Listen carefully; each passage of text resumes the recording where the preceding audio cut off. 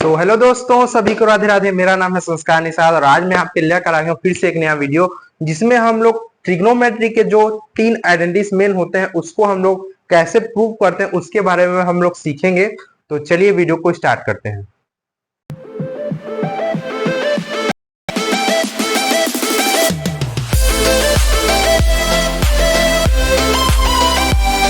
तो आज हम सीखने वाले हैं आइडेंटिटीज, जो कि ट्रिग्नोमेट्री का तीन आइडेंटिटीज होता है उसको हम लोग कैसे सिद्ध करते हैं, कैसे उसको प्रूव कर सकते हैं उसके बारे में हम लोग सीखेंगे।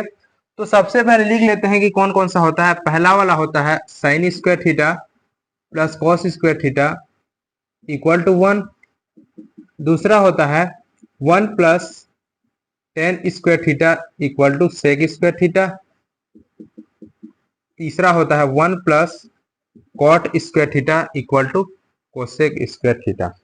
तो हम लोग सबसे पहले पहला वाला को प्रूव करते हैं, उसके बाद दूसरा तीसरा हम लोग सिद्ध करेंगे। तो पहला वाला को प्रूव करने के लिए सबसे पहले मैं लिख लेता हूं sine square theta plus cos square theta equal to 1। ठीक है, तो इसको प्रूव करने के लिए सबसे पहले हम लोग को एक राइट एंगल ट्रायंगल बनाना पड़ेगा। राइट एंगल ट्रायंगल कहने का मतलब होता है समकोण त्रिभुज जिसमें एक एंगल 90 डिग्री का बने। ठीक है, दो एंगल तो 90 डिग्री हो ही नहीं सकता। ठीक है, दो एंगल क्यों नहीं सकता? क्योंकि ट्रायंगल का जो सम ऑफ ऑल एंगल होता है वो 180 डिग्री होता है। तो अगर दो का ही 80 हो गया तो तीसरा तो ट्रायंगल बनेगा ही नहीं ना। तो यहाँ पे वो टॉपिक नहीं है। कहने का मतलब एक एंगल 90 डिग्री हो, तो यहाँ पे मैं इसको 90 डिग्री ले लेता हूँ। ठीक है, इसको नाम दे दिया ए, इसको नाम दे दिया बी, इसको नाम दिया सी। ठीक है, एक राइट एंगल ट्रायंगल ले लिए। अब हम बताओ इसमें हाइपोटेनस कौन सा होगा, मतलब कौन कौन सा होगा? तो 90 डिग्री के जस्ट सामने वाला क्या होगा? हाइपोटेनस होगा। ठीक है, उसके बाद बेस कौन सा होगा और परपेंडिकुलर लंब कौन सा होगा? मतलब यहाँ पे इसको मैं थीटा लिया तो इसके सामने वाला क्या हो जाएगा? लंब या फिर परपेंडिकुलर। इसके बाद जो बच रहा है वो हमारा आधार है। ठीक है, मतलब बेस हो गया तीनों का पहचान। अब हम लोग क्या करेंगे? हम लोग को कुछ नहीं करना है, सीधा सीधा हम लोग को जाना है पाइथागोरस थ्योरम में। तो पाइथागोरस थ्योरम में हम लोग जाएंगे। पाइथागोरस थ्योरम से क्या होता है बताओ? कि कर्ण का वर्ग बाकी शेष दो भुजाओं के वर्ग के योग के बराबर होता है। मतलब कि हाइपोटेनस का square equal to perpendicular square plus base square. ये पढ़े हो ना आप? ठीक है, इस फार्मूले का अपन को यहाँ पे यूज करना है। मतलब hypotenuse square equal to perpendicular square plus base square. इसके बाद बताओ हाइपोटेनस की जगह में रखो ए सी स्क्वायर, परपेंडिकुलर मतलब ए बी का स्क्वायर प्लस बेस मतलब बी सी स्क्वायर। ठीक है, अब हम लोग को देखना है, हम लोग को प्रूव क्या करना है? हम लोग को प्रूव करना है sine square theta plus cos square theta. तो बताइए कि साइन थीटा बराबर क्या होता है? साइन थीटा बराबर कुछ होता है?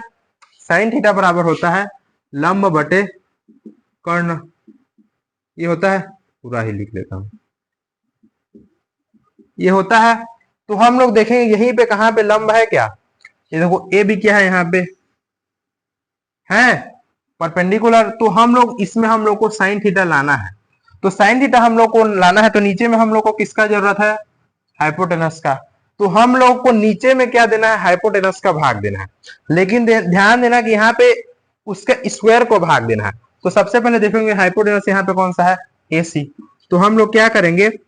ए सी वर्ग का भाग देंगे। ठीक है, भाग देने पर क्या होगा बताओ?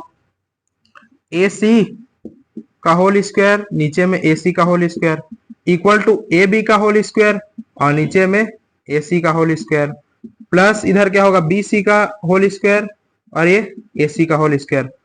अब देखो ऊपर में पावर 2 है, नीचे में पावर 2 है, तो क्या मैं इसको मिला के लिख सकता हूं? कहने का मतलब अगर ए का घात m है और b का घात m है तो इसको मैं मिला के लिख सकता हूं होल पावर m। ठीक है, तो देखो ए सी बटा ए सी, इसको लिख लेता हूं ए सी बटा ए सी का पावर यहाँ पे 2 हो गया। अब इधर है ए बी बटा ए सी का whole square plus B C बटा ए सी का होल स्क्वायर। अब देखेंगे तो ये वाला तो कट जाएगा, यहाँ पे कितना है? 1।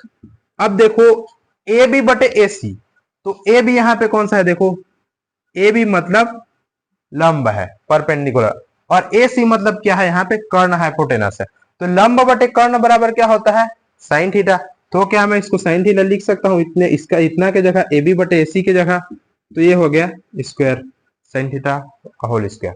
अब बीसी बटे एसी क्या है, तो बीसी बटे एसी में आओ देखो, बीसी यहाँ पे क्या है आधार, और एसी क्या है, एसी यहाँ पे है कर्ण।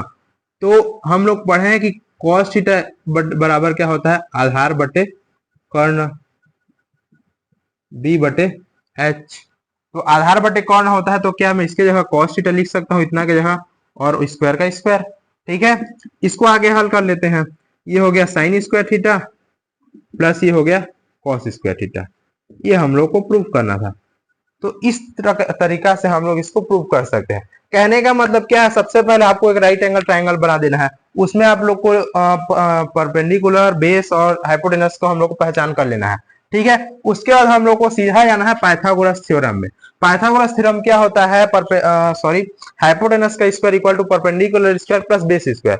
ठीक है, उसके बाद हम लोग को क्या करना है, हम लोग को जो प्रूव करना है ना उसके हिसाब से हम लोग को यहाँ पे डिवाइड करना है। अब देखेंगे तो यहाँ पे ए बी है।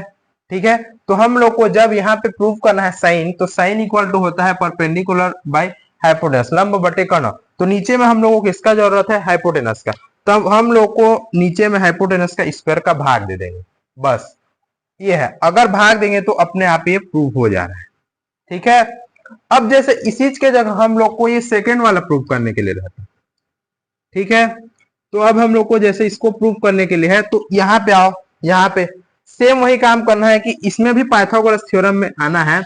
A c square plus a b square plus B c square, इतना होगा, इतना तक आना है। अब हमको देखना है कि टेन थीटा बराबर क्या होता है। तो टेन थीटा बराबर क्या होता है बताओ, लंब बटे आधार होता है पी बटा बी, ये होता है। तो अब देखेंगे तो यहाँ पे लंब कहीं पे है, लंब देखते हैं तो यहाँ पे ए भी है। तो नीचे में हम लोग को किसका जरूरत है, देखो यहाँ पे आधार। तो हम लोग को किसका यहाँ पे भाग देंगे, आधार कौन सा है यहाँ पे बी सी, मतलब यहाँ पे हम लोग किसमें भाग देंगे, सब में बी सी का स्क्वायर का हम लोग भाग दे देंगे सब में। ठीक है, अब जब हम लोग यहाँ पे डिवाइड करेंगे तो यहाँ पे देखेंगे कि AC बटे BC क्या होगा बताओ। AC यहाँ पे है कर्ण और BC है यहाँ पे आधार। तो कर्ण बटे आधार बराबर क्या होता है, कर्ण बटे आधार बराबर होता है सेक थीटा।